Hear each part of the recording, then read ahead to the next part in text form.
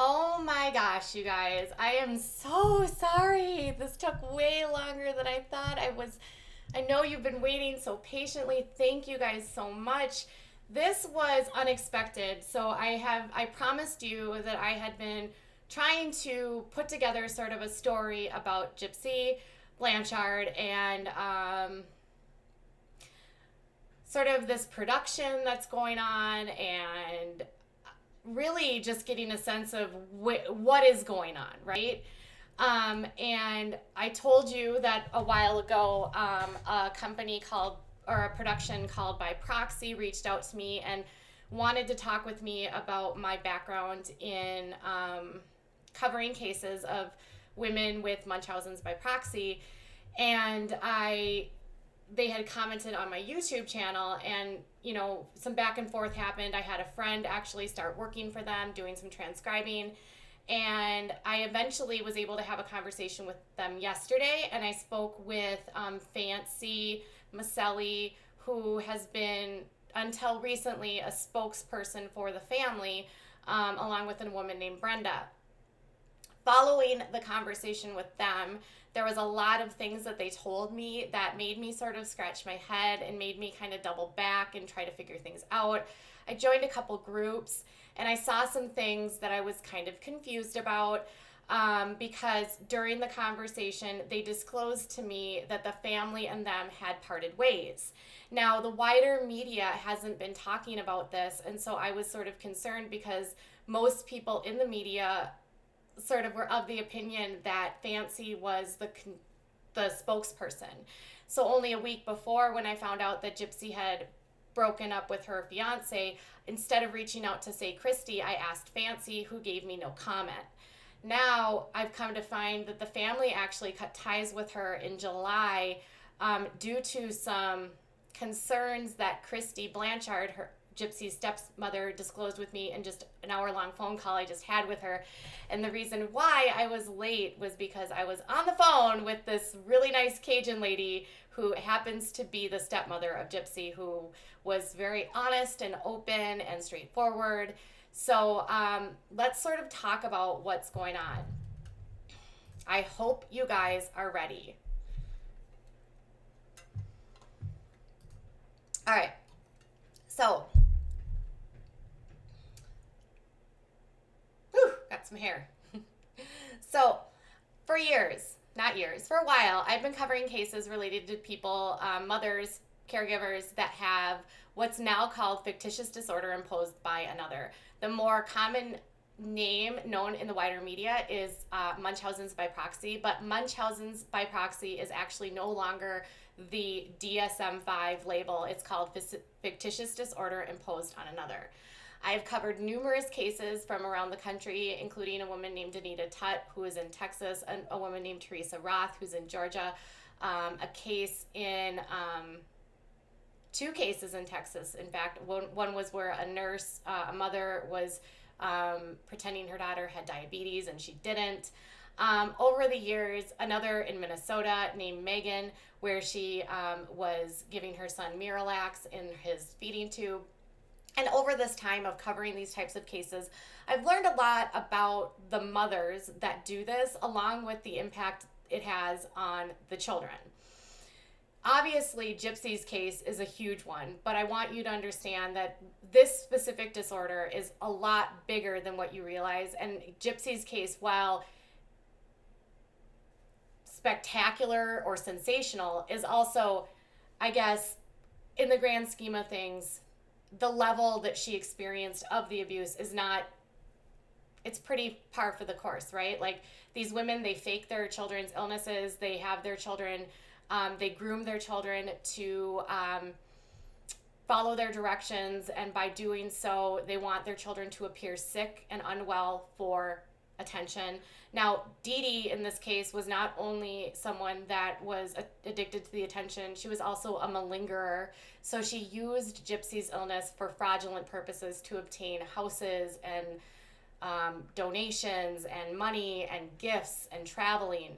And so it's not common that you see a mother that's both a malingerer and a Munchausen's by proxy, but this was sort of Dee Dee's MO. There are other mothers. Danita Tutt, who is in Texas, would be another one. What happens initially is that they get obsessed with the attention that they receive, that they start fabricating more and more illnesses on the child in order to get that need met. Then they start getting gifts and attention, and then they start getting addicted. Happened in the case. Gypsy took a plea deal in 2015 after the death of her mother, Nicholas Godejohn. He was just sentenced recently to life in prison. And because Gypsy was ultimately a victim of her mother, the DA in the case wanted to make sure to give her a deal that made her take responsibility for the crime, but didn't further re-victimize her, because in all intents and purposes, for Gypsy, it was sort of a kill or be killed situation. So Gypsy's in the middle of her 10-year sentence, and she's serving in Missouri with the Missouri Department of Corrections. During this time, there's been a lot of media coverage. There's been a documentary on HBO. Recently, Hulu put out sort of a fictionalized version of Gypsy's life called The Act, which sensationalized and added scenes that didn't even really happen. The family was not happy. I spoke with Christy about a lot of what was out with The Act, just because they added things that just weren't necessary. They depicted relationships that weren't accurate. They had scenes that were multiple scenes of her being tied up to a bed, which only happened one time. There was just a lot more to this case than they didn't need to add the drama, but they did. And then they also didn't work with the family. So in 2017, a couple years after Gypsy had been in prison, they met with a woman named Fancy Macelli, who is a woman she says she's a production person, works in production, has background in film. She says, I had a difficult time finding anything that really said that she had any experience. I found a profile that she made where she claimed to have 2 different projects in pre-production, but nothing on credit in terms of I couldn't even find a credit for her for being a part of a crew on anything. Doesn't mean that it's not, I couldn't find anything. So they get connected to her. They sign a contract with her in 2017 to be part of a production called By Proxy. And the production was supposed to be Gypsy's ability to tell her side of the story. So because the HBO documentary was very...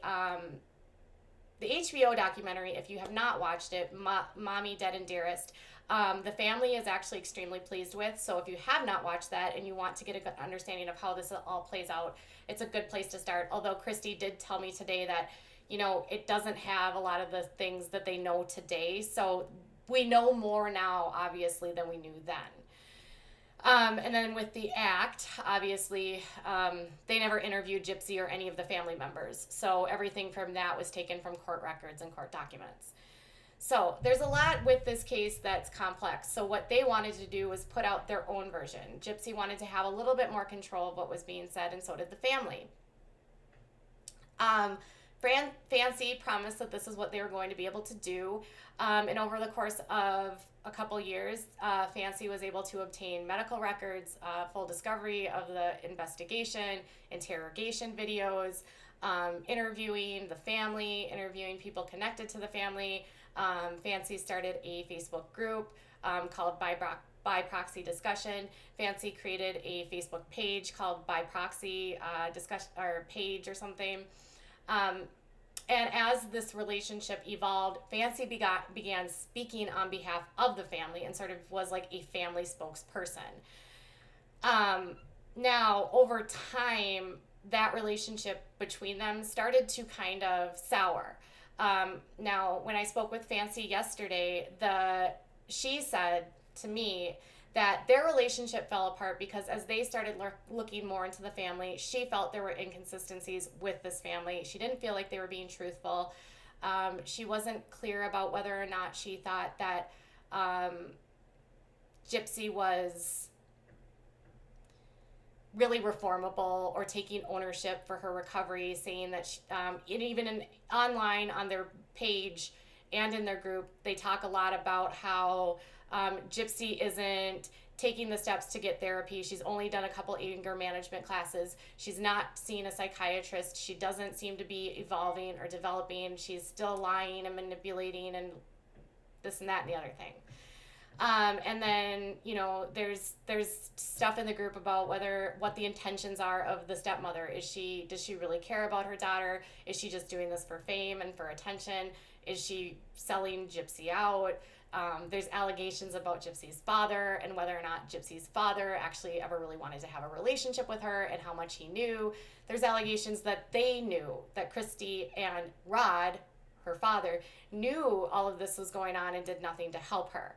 And so with all of that said, Fancy says that as they started learning more about this and she started learning more about Gypsy, and they got to the truth, she said that that's when their relationship started to sour. Now, that's her point of view. Now, Gypsy's point of view is that she got involved with Ken, who she actually is still dating, and the early media reports that they split up are not accurate and are not correct. She did have to sort through some sort of a break between her and Ken, but other than that, there wasn't this, I don't know. They're very much together. They're just very much working things out in a direction to figure out where this is going to go, when they're going to get married. What really happened was in July, an article went out on In Touch. And I actually reported on this, and this was the article that spawned interest by Fancy to reach out to me to clarify some statements, but she never responded to me after I asked, okay, I'll talk to you. But in that article on In Touch in July, when we introduced and learned who Ken was and that they were getting married, there was statements made by Fancy that they were concerned about whether or not Gypsy should really be getting into this relationship, whether or not she should be married, and quoting that the family would prefer that they wait and that she should take time for herself. And she announced in that article that they were getting married in January, which had not been announced publicly. And this prompted a very angry reaction from Gypsy because she didn't want anyone to know that anything had been decided about the wedding. Additionally, Gypsy was frustrated because she felt that the article in Touch painted her in a way that she was unable to make her own decisions, knew nothing about life, and that Ken was using her and that her family didn't like him and wasn't supportive of him. And she said that none of that was further from the truth. Now, she sent a bunch of emails to Fancy that were very strongly worded, and I have them, but I'm not sure that I'm going to... She sent an email after the first thing went up, and she basically told Fancy that she was going to cut ties with her and she didn't want to be associated with her because of how she talked about them in the In Touch magazine. And she was very stern, very upset, very angry. She also said at that same time that she was no longer speaking with her stepmother, Christy, because she thought that Christy had leaked all of this to the media when it was in fact Fancy that made the statements, not Christy. Christy says for her part, she and Gypsy have come back, they've talked things out, everything's been sorted through, and they're fine. But what has happened now is that the family has made the decision to no longer work with them, with her, but it's not just because of the In Touch article, but because they said they worked with her for over 2 years, and at this point the production has gone nowhere. They have had no offers, or it has not been picked up by anyone. There's been offers by several networks to take it, but they don't want to work. The networks would want to bring in their own production team, so they would let Fancy sell them the story, but they don't want Fancy to work on it because Fancy doesn't have extensive experience. And a lot of times with these networks, they do like to use their own crews. So she's had some opportunities to sell it, but she won't because she wants to be involved, which is her choice. But it's made it so that this production can't go through because at this point, networks don't really want to do it if she is involved because they want to have their experienced crew managing it and doing all of the production. So for Fancy's part, she's saying that she's trying to do this independently. She told me that she's trying to work on this she's in pre-negotiations, is what she said, and pre-production, or in having negotiations and in pre-production. So anyway, nothing happens with the production. Christy finds out that some documents are forged of a contract. Christy provides a copy of the contract to her connections at Dr. Oz and Dr. Phil to review to see, is this contract that I signed by Proxy appropriate? Is this what we should be doing? And Melissa, who I believe she said works with Dr. Oz, told her that the contract was messy. It was completely inappropriate. It was nothing she had ever seen before. And she told Christy that she didn't want to work with Fancy and that she should get out of the contract. So she got out of the contract. The contract was only for 1 year, and it ended in 2018. But Fancy continues to say that she has the life rights to the story, which Christy absolutely denies. She says they do not have the life rights to the story. They can tell the story, but they don't have the life rights to Gypsy. She also said that she found out that Fancy forged Gypsy's signature on her contract. All of which I can't verify because I haven't seen the contracts, and I just got offline with Christy. So that is not confirmed.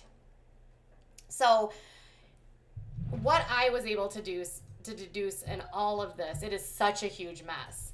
So what it sounds like is that Fancy had this idea that she was going to basically do this production. Unfortunately, because she doesn't have experience and doesn't have a lot of industry connections, it was really hard for her to get into things.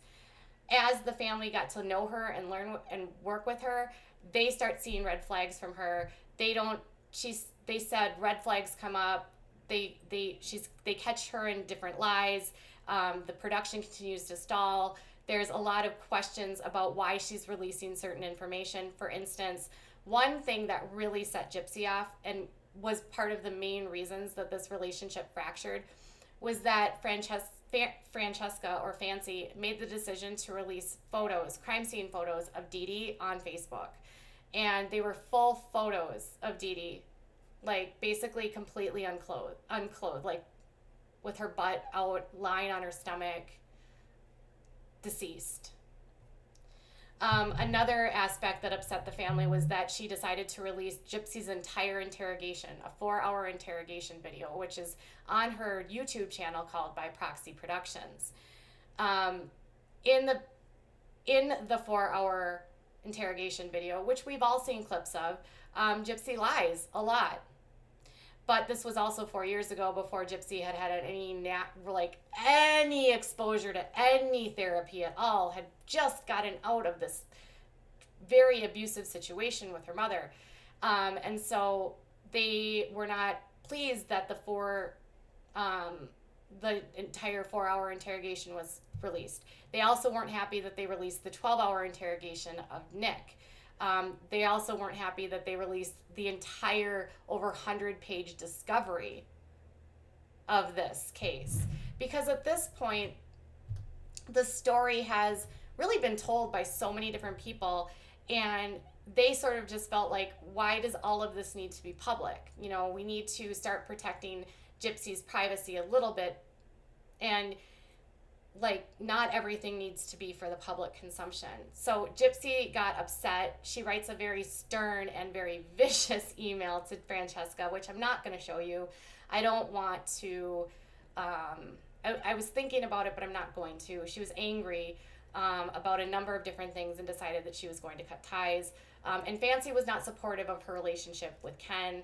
And so she severs ties with them in July, and then Christy and her husband sever ties shortly thereafter. So messy. So what does this mean for the production of By Proxy? Well, I have no idea. I couldn't get a sense of what was actually going on. She said that she had different people interested in the production. She insists that she wants to get to the truth of what this family of who this family is, and insists that, you know, maybe the father and the stepmother aren't as good as they say they are, and that Gypsy is probably still very not taking steps to get better. And to which I asked Christy, you know, how is Gypsy doing? And she said that Gypsy is a work in progress. So Gypsy was 23 years old for the first time when she came out. She went straight from living with her mother into prison. It's taken a lot of time and effort to get her to open up and to learn skills. She had been taught to lie, how to manipulate, and how to con, because that's what her mother did. And it's been years of trying to unwire and relearn skills, which has not been easy. But she has enrolled in a new anxiety class. Christy said she's taken anger management classes. She does group classes with other women, and she'll be doing a class coming up here on healthy relationships. Christy also said that the family is still connected to Dr. Phil, and she was just on the phone with them over the weekend talking with them about actually yesterday she said she spoke to somebody at Dr. Phil's office to potentially they're working on finding a psychologist or psychiatrist, someone that has experience with what Gypsy went through, to come to the prison once a week and help her through an hour-long counseling session through like a visiting type situation where they can meet in a room and sort of talk through things to help Gypsy continue to process it. Christy said that, you know, she's a lot different than she was 4 years ago, but she also has a long way to go. But they remain committed to helping her. But they don't expect her to just come out of this without being scratched or scathed, and that it would be unrealistic for her to be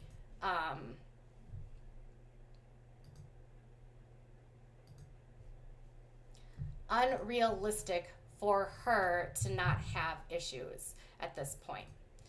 So, with all of that said, this production is completely severed. Their relationships are completely severed. And Christy and Gypsy and the family are hoping to move forward. Fancy and her group are hoping to move on and move forward. And whatever happens, happens. But Christy wanted everyone to know that that Fancy is no longer their spokesperson. They do have a new spokesperson named Natasha, and that Gypsy would just really like to become a little bit more anonymous and try to have her life a little bit quieter. So we'll see how everything plays out, and I'm sure this video might not make people happy, but as I'm evaluating stories and hearing things and talking with people, I think it's important to put this out there, because I had no idea going into this that Fancy was no longer a spokesperson, and other people may not either. I don't have anything ill to say about her. I think this was a relationship that went sideways, and probably best for all of them to move on. And I was happy to hear that Gypsy's still continuing to take steps to get better. So, I would love to know what your thoughts are, if you even knew about this, or what you think about the case. Did you expect or have an expectation that Gypsy would be more productive or further along in the process? Or are you more of the opinion that, you know what, a lot happened and she still has a long way to go? And what your thoughts are on all of that. Christy was very open and honest, and she said she'll continue to stay in communication with me and will keep me abreast of anything that does come along the way. And I'm excited to see what's in store for her. And, you know, I think with anything, when it comes to this case, we should always remember that Munchausen's by proxy, the victims in these cases typically end up having personality disorders and different issues that come up. And it's going to take Gypsy a long time to get better. But I guess we shouldn't expect perfection. We should just expect progress. All right, you guys, thanks so much for waiting, and I hope you have a great day. Bye.